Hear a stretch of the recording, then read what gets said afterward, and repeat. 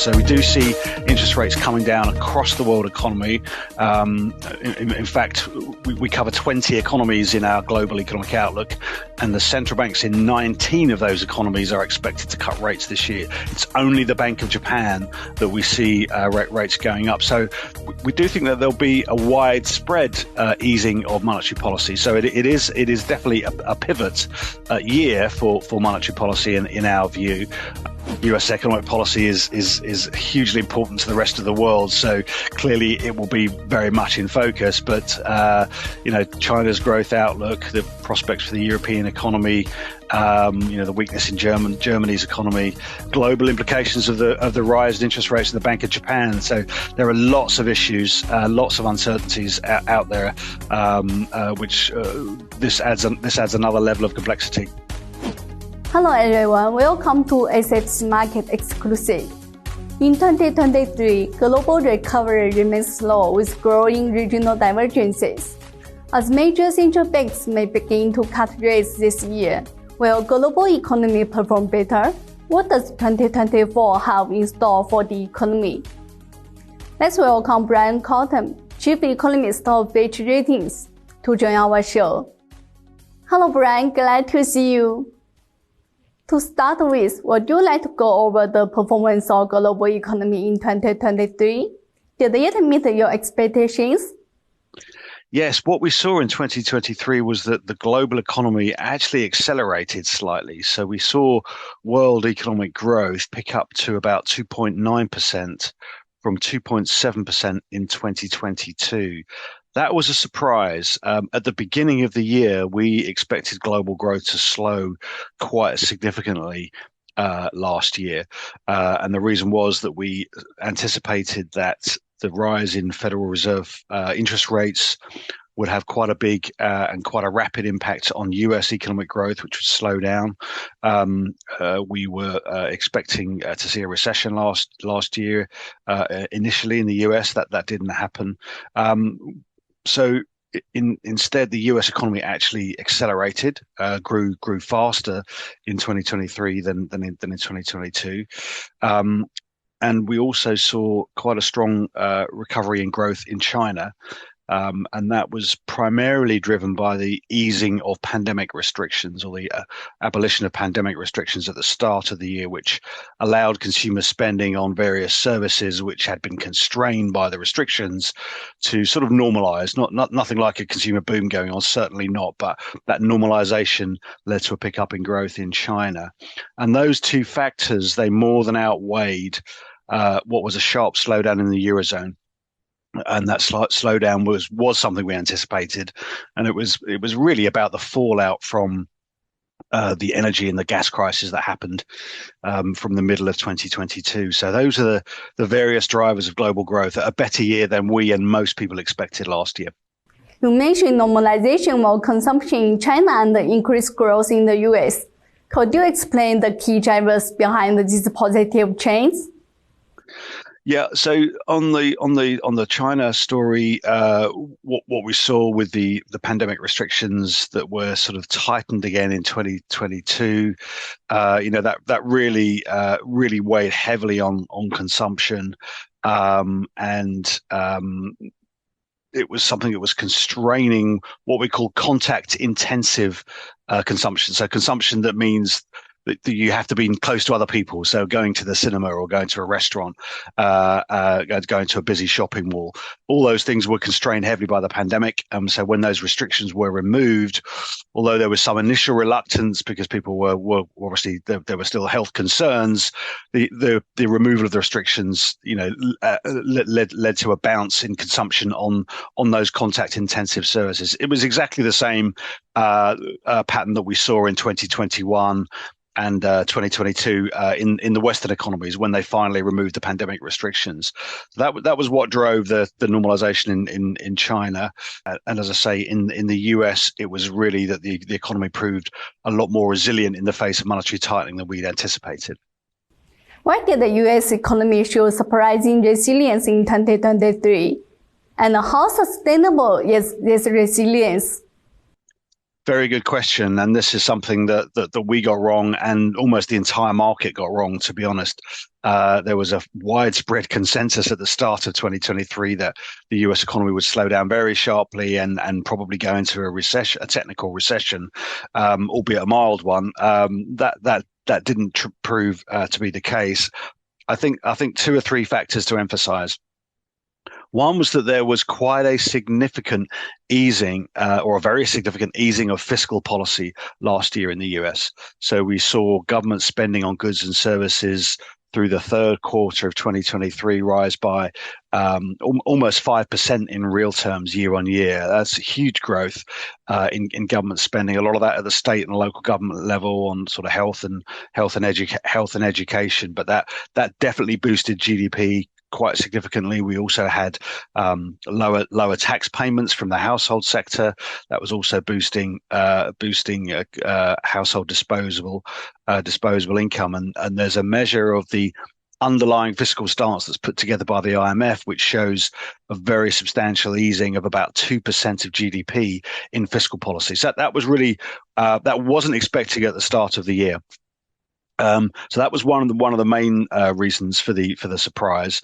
Secondly, I think we're all a little bit by the willingness of the US household sector to continue to draw down savings. So through the course of the pandemic in 2020 and 2021, there was a massive surge in what we call excess savings. So the saving ratio jumped very strongly, and that allowed households to build up.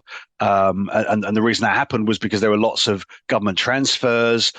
Spending was constrained at the time. Income grew rapidly because of the transfers, but spending was constrained. And so US households and households in Europe and elsewhere built up a strong buffer of deposits and savings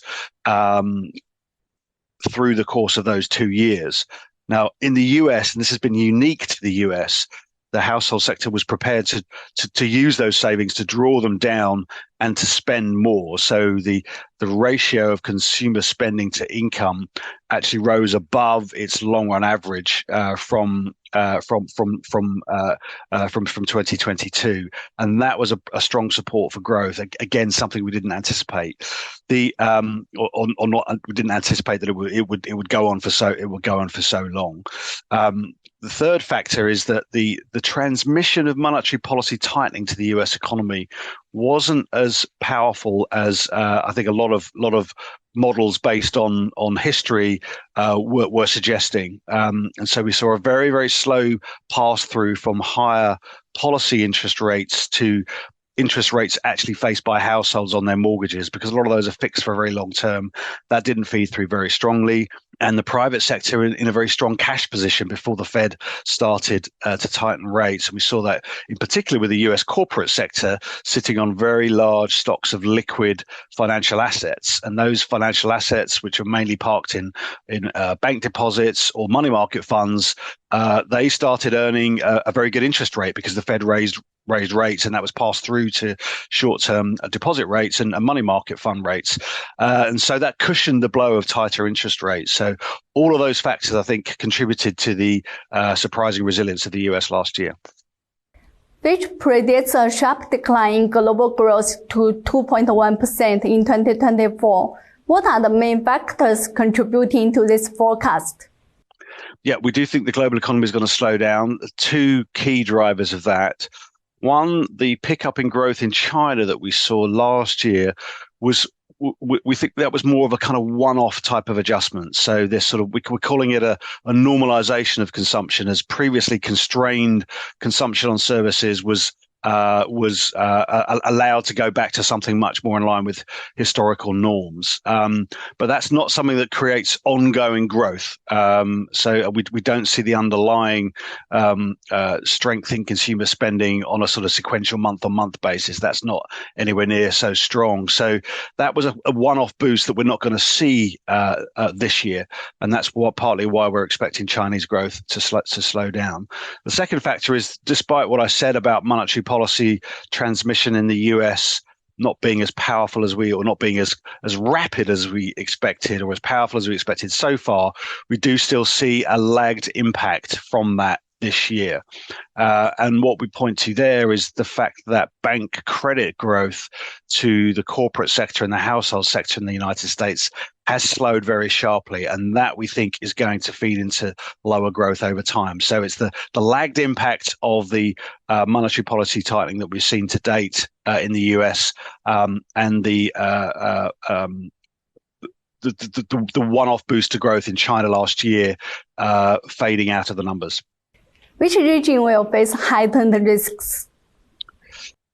Well, in terms of how our forecasts have been changing recently, where we've seen we've had positive revisions to our US forecasts, and if anything, there's probably still a little bit, that there may be an upside risk to the US outlook in the near term, even though we do expect a slowdown. Some of the high frequency numbers are still looking quite strong on the labor market, retail sales. So I wouldn't point to the US at the moment as being the key downside risk.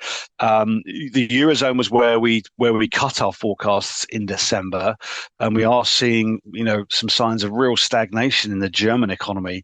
The German economy hasn't expanded relative to its pre-pandemic level, the Q4 2019 level.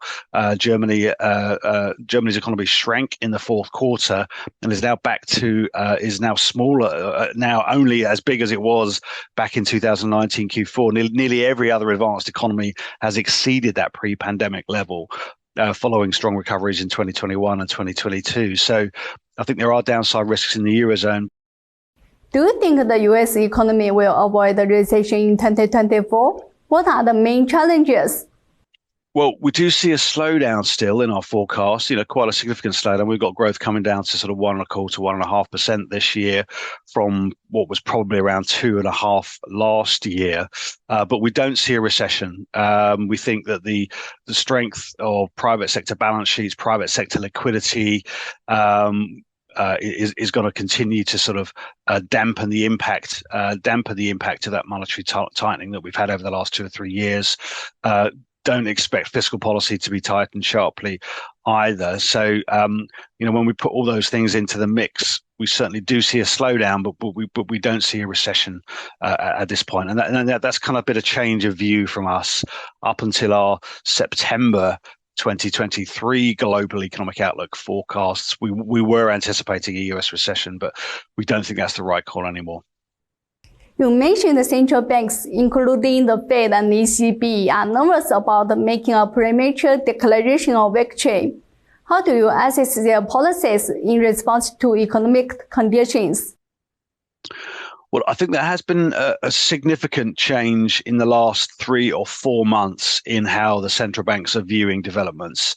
And what's happened is the core inflation has come down quite significantly across the US, the Eurozone, and the UK. Now, that's partly because of all the global supply chain pressures that were a big problem in 21, 22.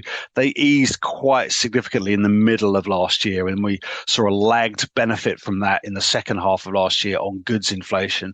And we've also seen some declines in services inflation. And I think as that's happened, the central banks have become a lot more confident that they've now raised rates to a level that they think is what they call restrictive, sufficiently restrictive.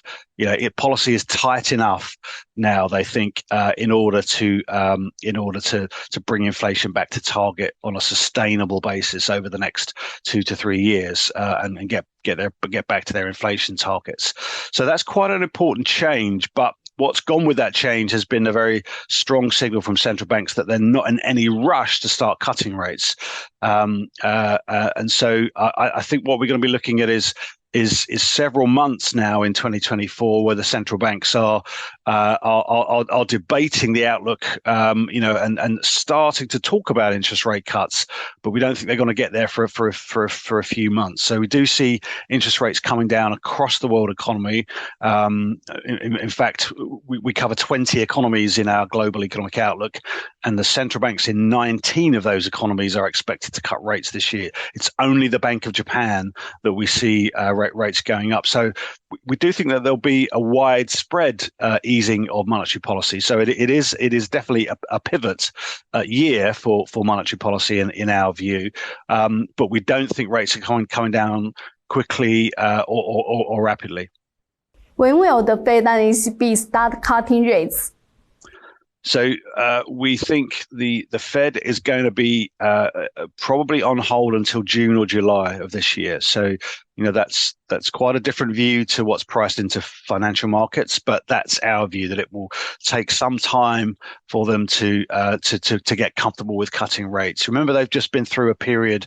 An inflation shock that nobody on the FOMC believed could ever happen again. I mean, there was a very strong view before the pandemic that inflation had been solved as a problem. So to have inflation, hit 10% and stay very high for 3 years. It was a massive shock to policymakers. So I think having been through this period and with services inflation still quite high and quite sticky, and with labour markets still tight, still pressure on wage inflation, which is not coming down fast enough and is far too high, I think they're gonna wait for some time. Keep rates restrictive for another few months. So we don't see the Fed cutting until June or July. We think the ECB maybe a little bit earlier. And the reason for that is that the core inflation improvements in the Eurozone have been even more impressive than in the US. So core inflation has come down quite fast in the Eurozone. So we see the ECB going maybe a little bit earlier, but broadly, we think sort of Q2 for the Fed and the ECB. Bank of England, because core inflation is that much higher, we think they'll probably be waiting a bit longer. So probably more like Q3 for the Bank of England. Is it possible that the inflation will rise again after cutting rates this year? It's certainly not impossible. Yeah, we do think that that's a risk that's being kind of ignored by the markets at the moment. I mean, we're not seeing services inflation come down that fast at all.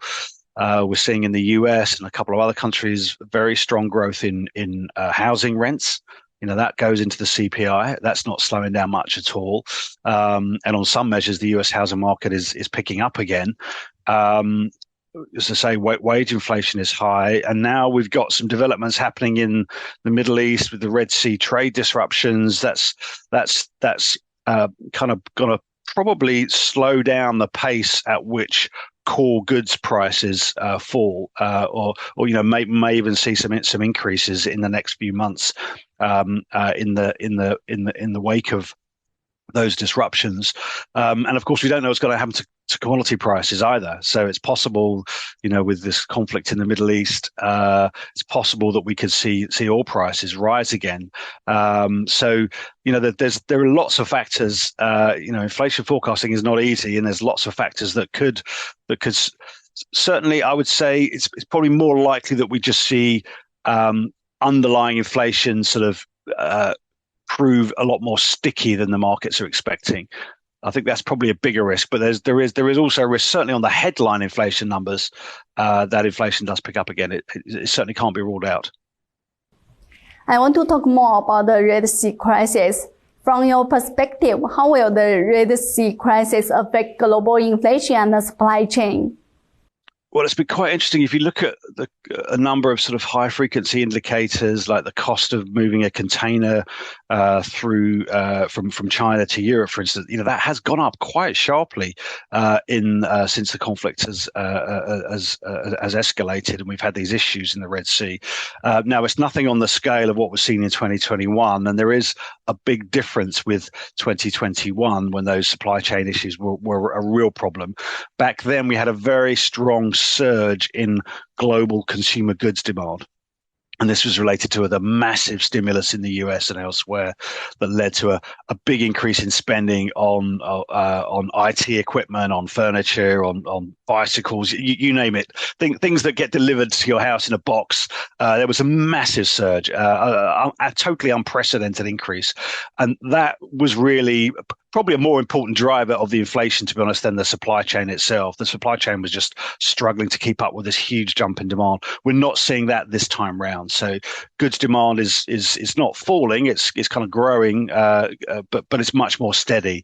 There's nothing like the sort of 30% increase in US consumer goods demand that we saw relative to pre-pandemic levels.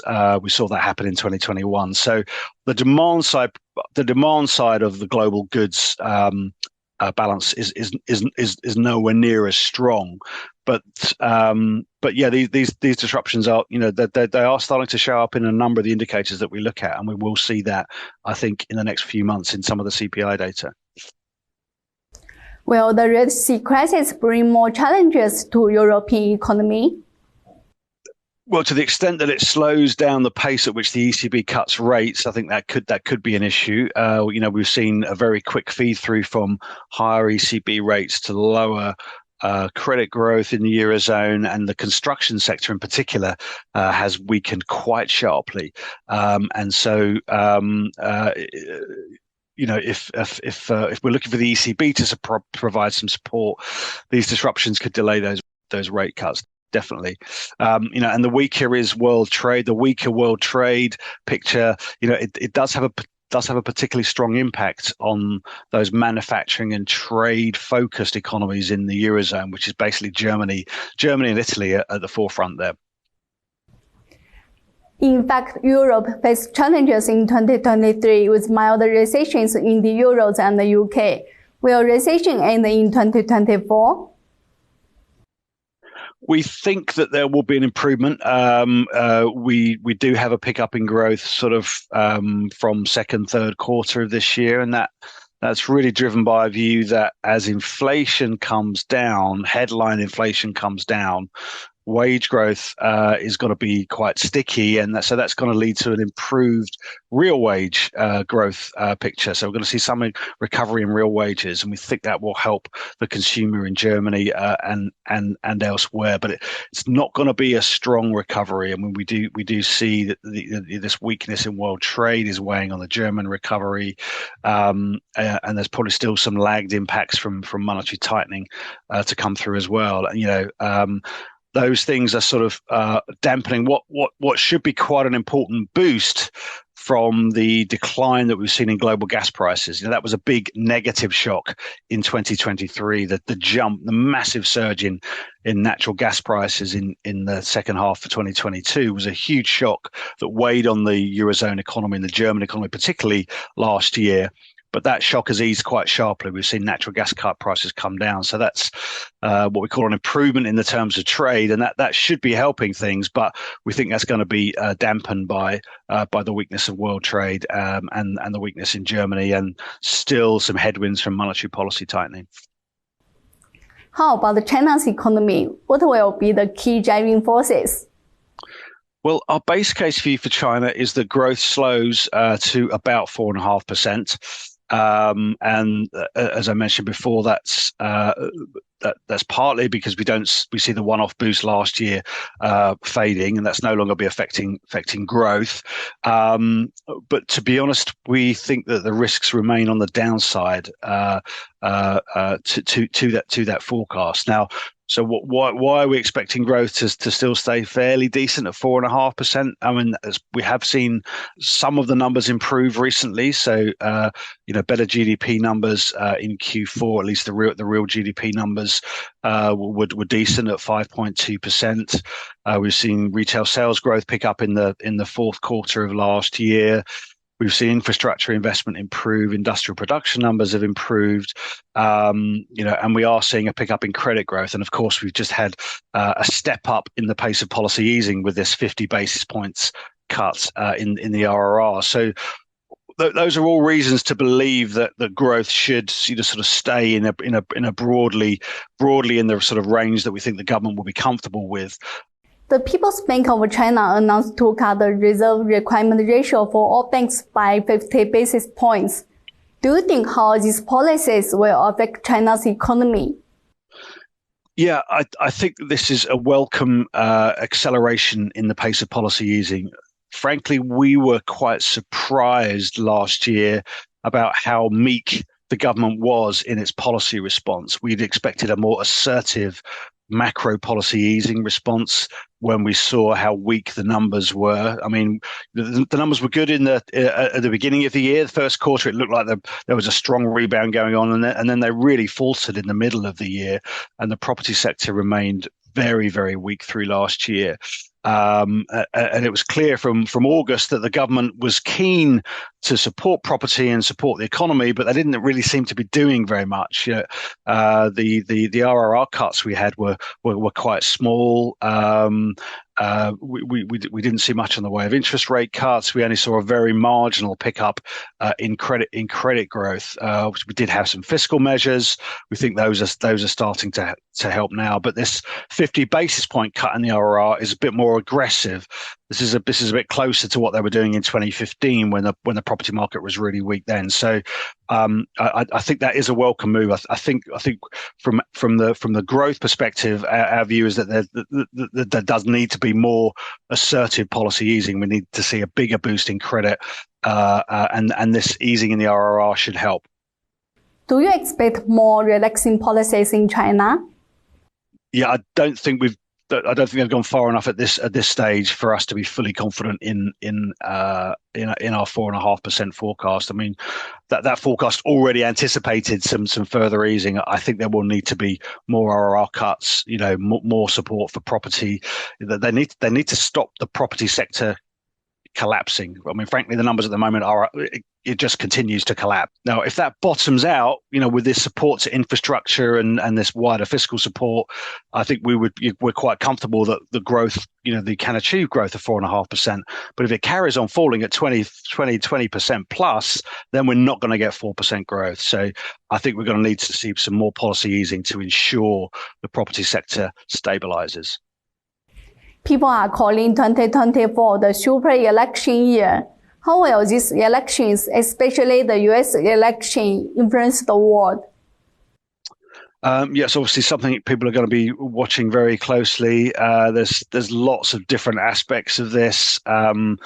Obviously, under the question that we receive a lot from investors is if there was a victory from President Trump, what would that mean for US policy and how would that affect the rest of the world? Obviously, his first term there were some significant tariffs were placed on China, which have not been removed. There were lots of threats of tariffs on other countries, including Mexico, for instance. So that is one concern that we see more protectionist policies come in. I think one issue that we will be watching quite closely is one development that you saw under President Trump's first term before the pandemic was a very sharp slowdown in US net immigration.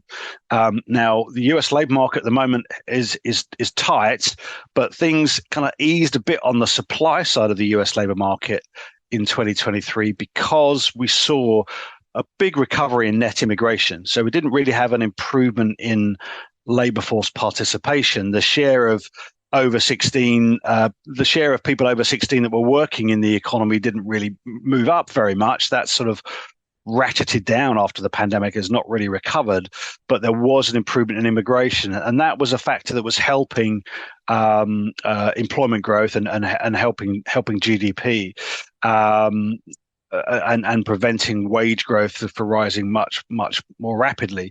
If we were to see a sharp slowdown in immigration, that could mean that the US labor market conditions tighten even further, which would be a problem for the Fed. Will these elections be the biggest uncertainty in 2024?